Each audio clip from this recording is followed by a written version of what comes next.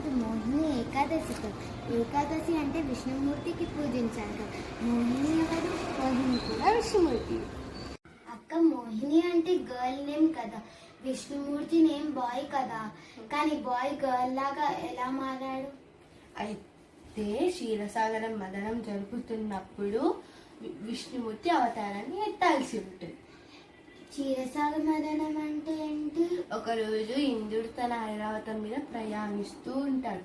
అప్పుడు దుశ్శాసన మహర్షి ఎదురవుతాడు.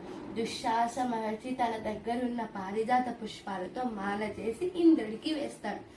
తన దగ్గర ఎలాంటి పొగరు లేదని ఇంద్రుడు తనకిష్టమైన ఐరావతంకి ఆ మాల వేస్తాడు. ఆ ఐరావతం దాని వాసన భరించలేక కింద పడేస్తుంది. అవమానాన్ని చూసిన దుశ్శాస మహర్షి చాలా కోపం వచ్చేస్తుంది. ఇంద్రుడికి శాపం పెట్టాడు. తన సిరి సంపదలు, శక్తులు అన్నీ కోల్పోతావు, ఇది ముల్లోకాల ఉన్న అందరికీ వ్యాపిస్తుంది అని చెప్తాడు. ఆ శాపం ప్రభావం వెంటనే కనిపించేసింది. తన ఐరావతం, తన శక్తులు, సిరి సంపదలు అన్నీ కోల్పోయాడు. అది తెలిసిన రాక్షసుల రాజైన బలి వెంటనే ముల్లోకాలని ఓడించి దేవలోకాన్ని పాలిస్తూ ఉంటాడు. అది చూసిన దేవతలు విష్ణుమూర్తి దగ్గరికి వెళ్ళి మోర పెట్టుకుంటాడు. విష్ణుమూర్తి బాగా ఆలోచించి, మీకు సిరి సంపదలు, శక్తులు రావాలంటే మీరు అమృతం సేవించాల్సి వస్తుంది, అందుకు మీరు క్షీరసాగర మదనం చేయాల్సి ఉంటుంది. విష్ణుమూర్తి దేవతలకు చెప్తాడు, మీ దగ్గర శక్తి లేనందువలన మీరు రాక్షసుల సహాయం తీసుకోవాల్సి వస్తుంది అని చెప్తారు. దేవతలందరూ కలిసి రాక్షసుల రాజైన బలి దగ్గరికి వెళ్తారు.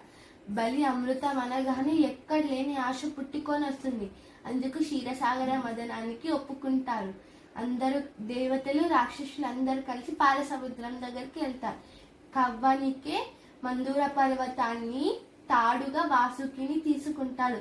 లాగినప్పుడు వాసుకి నొప్పి పుడుతుందనేసి విష్ణుమూర్తి దానికి శక్తి ఇచ్చి దాన్ని నిద్రలోకి జార్పిస్తాడు.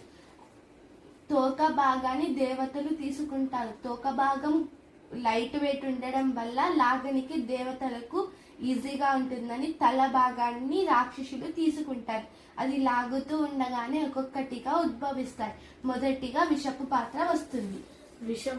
మొదటగా విషపు పాత్ర బయటికి వస్తుంది. అప్పుడు రాక్షసులు దాన్ని చూసి భయపడి దేవతల్ని తీసుకోమంటాడు. దేవతలు దాన్ని చూసి మహాదేవుని మొడపెట్టుకుంటాడు. మహాదేవుడు ఒక క్షణం ఆలోచించి భూమి మీద ఒకటిని సేవిస్తే మళ్ళీ విషపు జీవులాగా మారిపోతారని అతనే అంత తాగిస్తాడు. దానిలో కొన్ని చుక్కలు కింద పడడం వల్ల పాము ఇంకా తేళ్లు దాన్ని సేవిస్తాయి. అప్పుడు పాము, తేళ్లు విషపు జీవుల్లాగా మారిపోతాయి. ఒక పాము, తేళ్లే విషపు జీవుల్లాగా మారిపోతే మహాదేవుడు అంత విషయాన్ని తాగేసిండు. మహాదేవుడికి చాలా నొప్పి పుడుతుంది. అప్పుడు పార్వతీదేవి వచ్చి తన అరచేతిని కంటపై పెడతాడు. అప్పుడు కంఠం నీలకంఠం లాగా మారిపోతుంది. అందుకే మహాదేవుడికి నీలకంఠుడు అనే పేరు వచ్చింది. పాల సముద్రం నుంచి అమృతం కోసం చిలుకుతుండగానే ఒక్కొక్కటిగా ఉద్భవిస్తారు. ఒక్కొక్క దానికి ఒక్కొక్క కథ ఉందని మనం తర్వాత తెలుసుకుందాం. చివరిగా అమృతం పాత్ర బయటికి వచ్చేస్తుంది. అమృతం పాత్ర రాక్షసులు తీసేసుకుంటారు. దేవతల దగ్గర ఎలాంటి శక్తి లేదు కదా, అది తీసుకోలేకపోయారు. అందరూ విష్ణుమూర్తిని ప్రార్థిస్తారు. విష్ణుమూర్తి అందంగా మోహిని అవతారాన్ని ఎత్తుతాడు. మోహిని ఎంత అందంగా ఉందంటే రాక్షసులు, దేవతలు కూడా మైమరిచిపోయారు. అప్పుడు మోహిని వెళ్ళి రాక్షసుల దగ్గరికి వెళ్తే రాక్షసుల రాజైన బలి అమృతం పాత్రని ఇచ్చి సమానంగా పంచమంటారు. మోహిని మొదటగా దేవతలకు పంచుతుంది. తన ముందు భాగం ఎంత అందంగా ఉందో అందరు మైమర్చిపోయారు. వెనుకాల భాగం కూడా అంతే అందంగా ఉండాలని విశ్వకర్మను పిలిచి అందంగా జడను తయారు చేయమంటారు. మొదటిగా ఆదిశేషుడిని, దాని కింద సూర్యుడిని, దాని కింద చంద్రుడిని, దాని కింద 27 నక్షత్రాలను, జడగంటలుగా 3 త్రిభువనాలు, 9 నవగ్రహాలను తయారు చేశాడు. సో యూనివర్స్ అంతా దీనిలోనే చూపించారు. ఎంత అందంగా ఉందో రాక్షసులు మైమర్చిపోయారు. మొత్తం అమృతాన్ని దేవతలకు పనిచేస్తారు. అమృతం పాత్ర మొత్తం దేవతలకు పనిచేస్తుంది. చివరిగా కొంచెం అమృతం మిగులుతుంది. రాక్షసుల్లో ఒకరు వచ్చేసి అమృతాన్ని తాగేస్తారు. అది కంఠంలోనే ఉండడం వల్ల శరీరాన్ని, తలని వేరు చేసేస్తారు. అప్పుడు అవి రాహుకేతుగా పిలువబడుతున్నాయి. అందుకే మనకు ప్రతిసారి చంద్రగ్రహణం, సూర్యగ్రహణం అంటారు. దాన్నే లూనార్ ఎక్లిప్స్, సోలార్ ఎక్లిప్స్ అని అంటారు. దీనితో మన మోహిని అవతారం కథ ముగిసింది. దీనికి ఇంత పెద్ద స్టోరీ ఉందా అక్క?